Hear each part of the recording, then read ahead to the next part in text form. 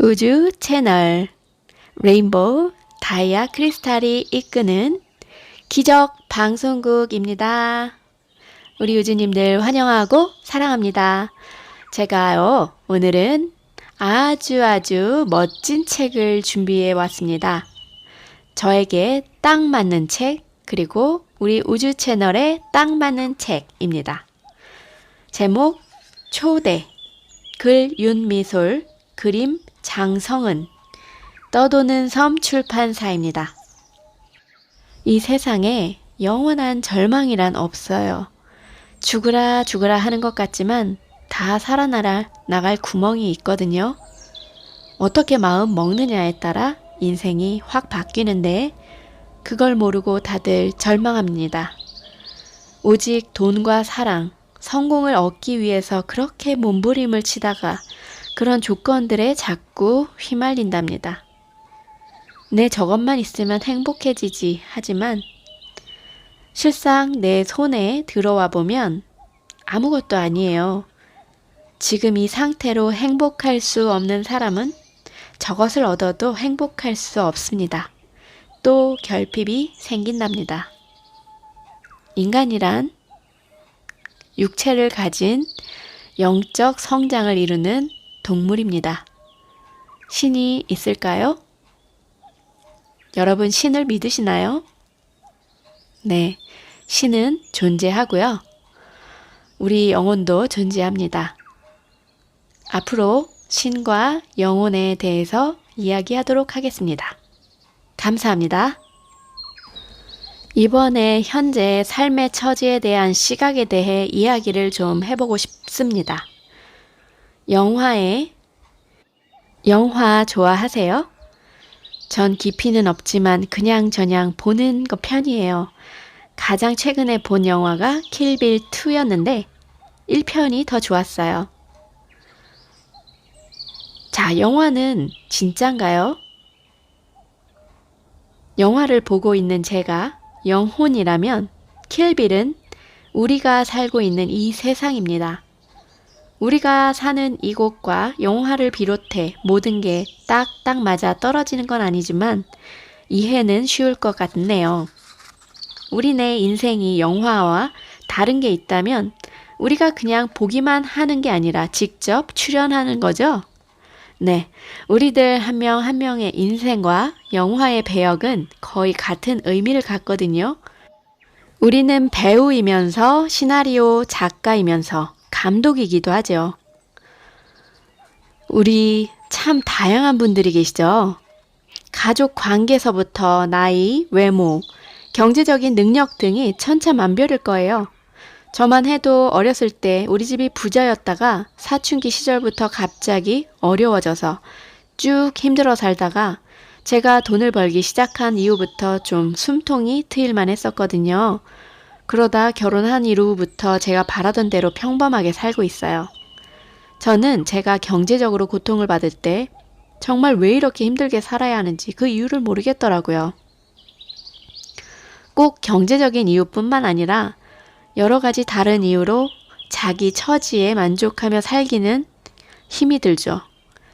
그런데 자신이 영혼이라는 걸 알고 나면 현재의 처지를 보는 눈이 확 달라져요.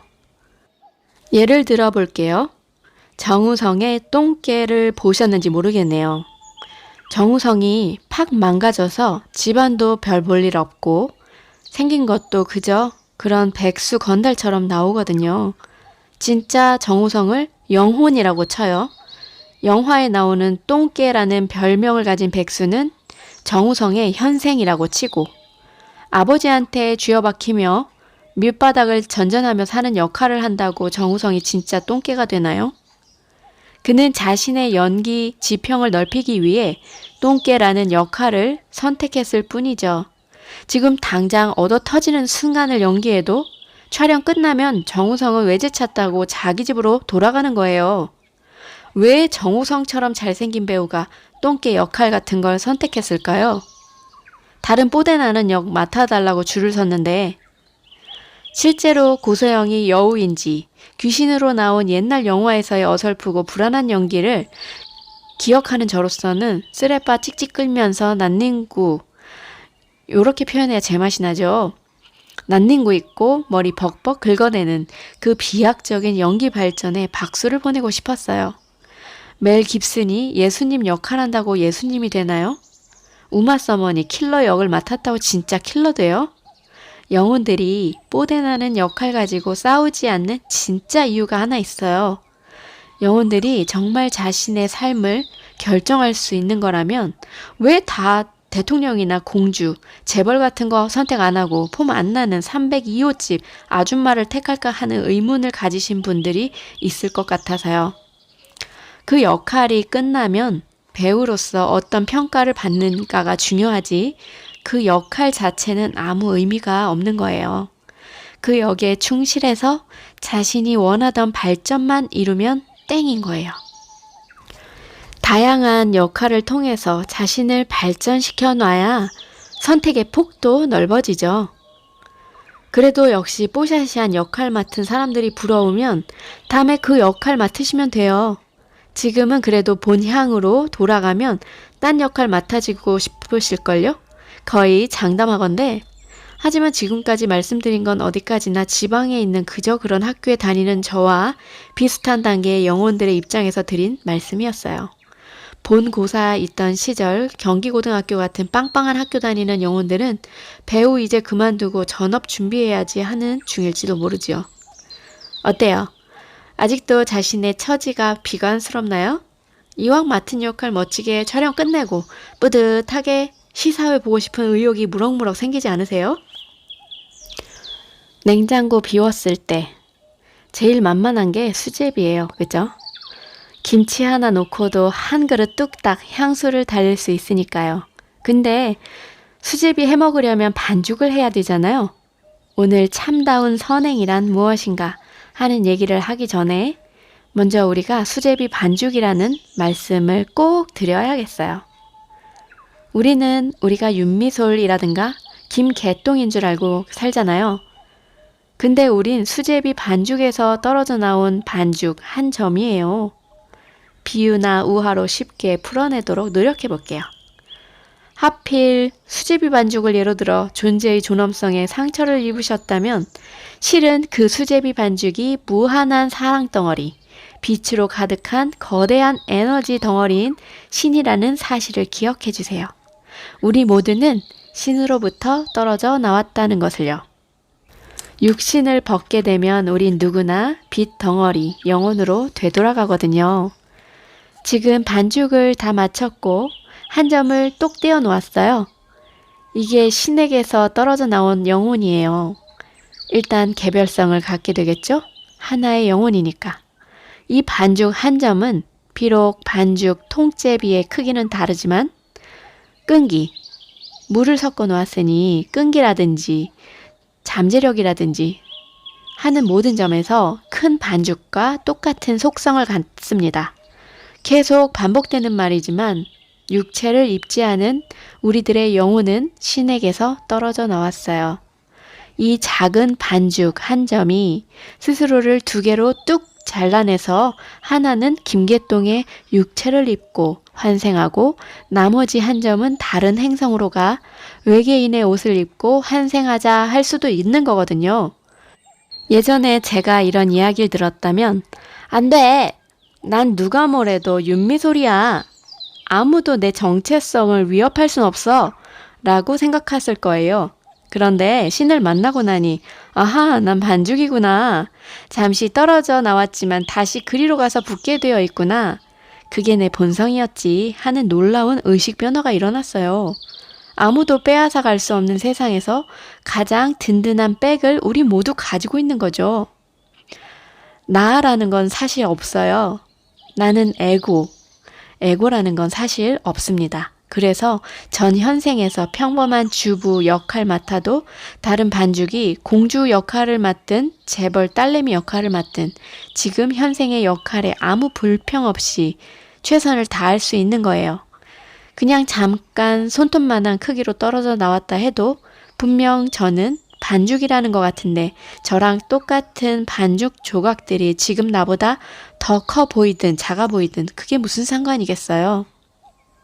게다가 원래 이 반죽 덩어리는 그야말로 무한한 사랑의 덩어리인데 제가 왜 까불다가 쓰레기통, 지옥으로 처박히지는 않을까 하는 쓸데없는 걱정을 하겠냐고요. 인생은 즐거워. 그리고 맨날 해변에 가서 뛰어놀지. 예수님께서 하신 유명한 말씀이 있잖아요. 네 왼손이 하는 일을 오른손이 모르게 하라는.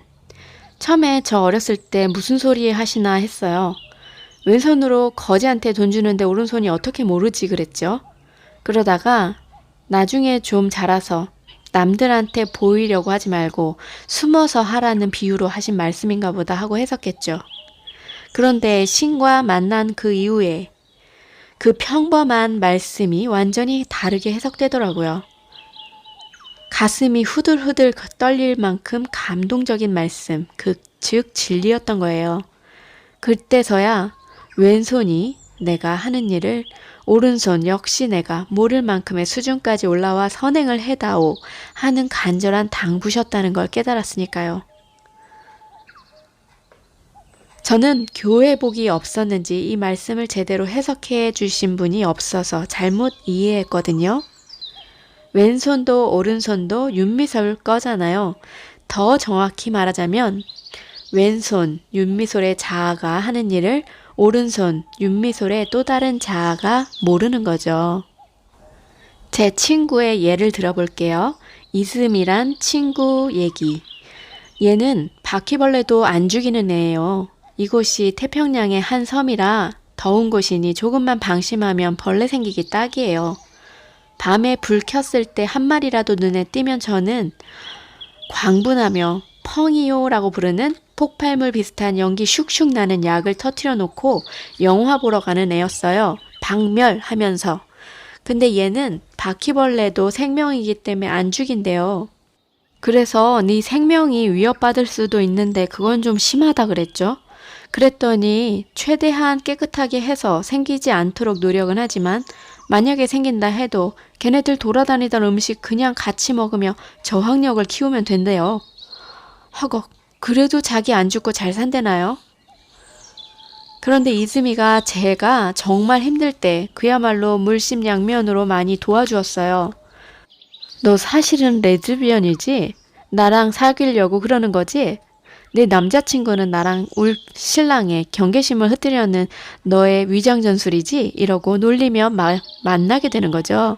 이렇게 고맙게 해준 이 친구에게 제 목적을 다 이룬 이후 유체 이탈 성공 이후 정말 진심을 담아 감사의 말을 했어요. 그랬더니 얘가 팔짝 뛰면서 자기는 저를 도운 적이 없다는 거예요. 오히려 저랑 같이 다니며 많은 걸 배웠고 자기 문제에도 많은 도움이 되었다며 미솔이 너야말로 자기의 영적 스승이라고 너무 고맙다는 거예요. 근데 그 사이 저희들의 우정이 많이 깊어졌기 때문에 이제 눈빛만 봐도 제가 무슨 생각하고 있나 다 아는데 절대 일본 애들 예의 차려서 거칠어 하는 그런 겉마음이 아닌 거예요. 저는 얘를 타주에서 왔던 그 친구와 함께 저의 생명의 은인이라고 생각하는데 얘는 절대 그렇게 생각하지 않는다는 걸 깨달았어요. 물론 이스미가 우리가 같은 반죽이라는 사실을 깨달은 테레사 수녀님만큼은 아니지만 다른 사람의 생명을 구한 선행, 진짜 저 제 얘 없었으면 자살했을지도 몰라요. 그것을 선행으로 느끼고 있지 않다는 것만은 분명하더라고요. 왼손 이스미가 해놓고 오른손 이스미가 모르는 거죠. 테레사 수녀님의 경지는 아니다 하더라도 여러분들도 자신이 의식하지 못한 일에 대해 진심 어린 감사를 받은 적 있지 않으세요? 자신은 별일 아니다 하고 잊어버리고 있었는데 예수님은 바로 그런 선행을 원하셨던 것 같아요. 궁극적으로는 테레사 수녀님처럼 되라고 애타게 저희를 일깨우고 계시고요. 김개똥도 윤미솔도 다 하나라고 네 이웃을 내 몸처럼 사랑하라는 말씀은 김개똥의 이웃 윤미솔은 윤미솔이 아니라 김개똥이라는 반죽일 뿐이라는 말씀으로 들립니다. 누군가가 우리에게 에고를 버리라고 에고를 버리라고 한다면 이렇게 대답할 수 있을 때까지 우리 함 노력해봐요. 버릴 에고가 있어야 버리죠. 네, 우리 우주님들과 함께 읽어본 윤미솔님의 초대라는 작품이었습니다. 이 책을 제가 북튜버다 북튜버다 방에 있으면서 협찬을 받았습니다. 굉장히 좋은 책임을 직관으로 알았고요. 이 좋은 책을 여러분과 함께 나누고 싶었습니다. 요새 코로나 때문에 책방엔 잘 못 가시잖아요. 그래서 제가 여러분께 이렇게 알려드리고자 하는 것 자체가 굉장한 기쁨입니다, 여러분. 우리 우주님과 함께 24시간 사랑과 기쁨 슈퍼파워 에너지 송출합니다. 여러분 사랑합니다.